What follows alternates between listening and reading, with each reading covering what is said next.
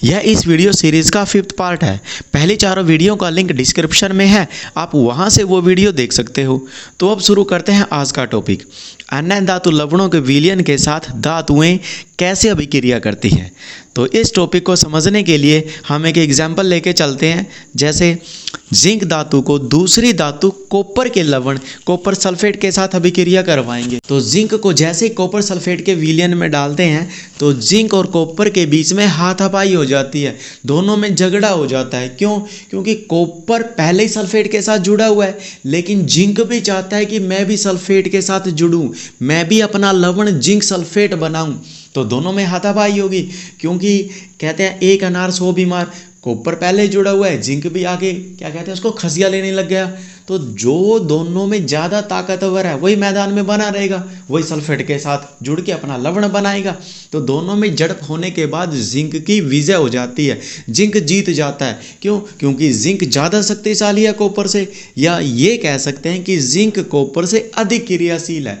तो जिंक क्या करेगा, कॉपर सल्फेट में से कॉपर को तो वहाँ से हटा देगा, उसको चलता कर देगा, विस्थापित कर देगा और खुद सल्फेट आयन के साथ मिलके जिंक सल्फेट नामक लवण बना लेगा। तो जैसे ही जिंक ने कॉपर सल्फेट में से कॉपर को हटा दिया, तो इस प्रकार हम एक रासायनिक समीकरण लिख सकते हैं। अगर आपको याद हो तो पहले चैप्टर में हमने विस्थापन अभिक्रिया डिस्कस की थी।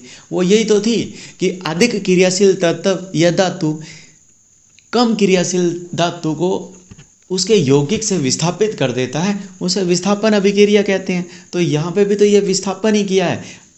जिंक अधिक क्रियाशील है, कॉपर कम क्रियाशील है, इसलिए जिंक ने कॉपर को उसके यौगिक से विस्थापित कर दिया।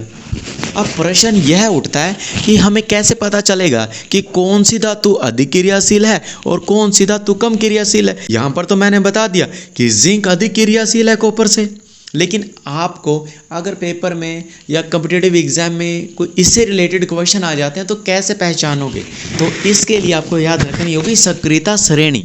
तो सक्रियता श्रेणी ज़्यादा कुछ भी नहीं है, बस एक धातुओं की सूची है जिसमें धातुओं को घटते क्रम में रखा गया है। घटते क्रम में किसके आधार पे रखा है? क्रियाशीलता के आधार पे, कि सबसे ऊपर उन धातुओं को ले लिया जो सबसे अधिक क्रियाशील है, उससे थोड़े से नीचे उन धातुओं को रख दिया जो कम क्रियाशील है, और सबसे नीचे उन धातुओं को रख दिया जो सबसे कम क्रियाशील है। यानी ऊपर से नीचे की तरफ जब हम बढ़ेंगे तो हमें कम क्रियाशील धातु की तरफ बढ़ते जाएंगे। सबसे ऊपर वाली धातु सबसे अधिक क्रियाशील, नीचे वाली धातुएं सबसे कम क्रियाशील होंगी। आपके सामने ये जो सूची है यही सक्रियता श्रेणी है, और इस श्रेणी को याद रखना बहुत ही जरूरी है। तो उसको याद रखने के लिए हम एक बहुत ही मज़ेदार ट्रिक के बारे में पढ़ेंगे। तो आप लोगों ने सिर्फ 2 लाइनें याद रखनी है। पहली लाइन है करनाल का मैंगो आलू जींद का फेमस है। क्या? करनाल का मैंगो आलू जींद का फेमस है। और दूसरी लाइन है सोनम बाजवा पंजाब की तांबा चांदी सोना लेके उड़ गई। सोनम बाजवा पंजाब की तांबा चांदी सोना लेके उड़ गई। सक्रियता श्रेणी की जो सूची है बहुत सारी धातुओं की सूची है। इसमें potassium, sodium, calcium, magnesium, aluminium, zinc, iron, tin, lead, copper, silver और गोल्ड। लेकिन अगर इनमें फिट करें, जो हमने एक ट्रिक बनाई है, कर के से कर हो गया, Na नाल, Ca का, Mg मैंगो, Al आलू, Zn जींद, Fe फेमस है। तो करनाल का मैंगो आलू जींद का फेमस है।